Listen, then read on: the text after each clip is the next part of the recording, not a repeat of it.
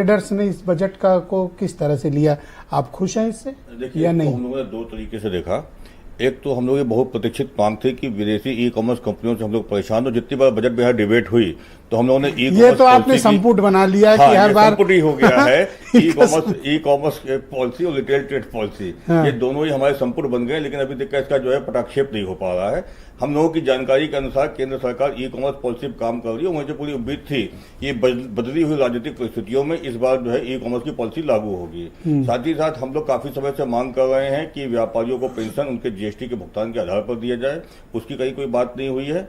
और हम लोगों ने इसमें जो स्वास्थ्य बीमा है, जीएसटी पंजीकृत व्यापारियों के लिए 10 लाख रुपए का स्वास्थ्य बीमा और 5 लाख रुपए का अपंजीकृत व्यापारियों को स्वास्थ्य बीमा मांगा था, वो इसमें नहीं हुआ। लेकिन अब इसका दूसरे रूप में जो हम लोग देखते हैं, मुद्रा लोन जो 10 लाख। अच्छा, आपका जीएसटी का मुद्दा सुलझ गया है? अभी जीएसटी जो है बजट में होता नहीं है और उसकी अलग मतलब इसके जो कॉम्प्लिकेशन है कुछ नहीं, वो अपना अलग विषय, वो लगातार चल रहा है, उसकी विसंगतियां अपनी जगह पर हैं। और चूंकि अब बजट को जीएसटी में अलग काउंसिल उसकी बन गई है, तो जीएसटी काउंसिल में ही वो सारे विषय जाते हैं।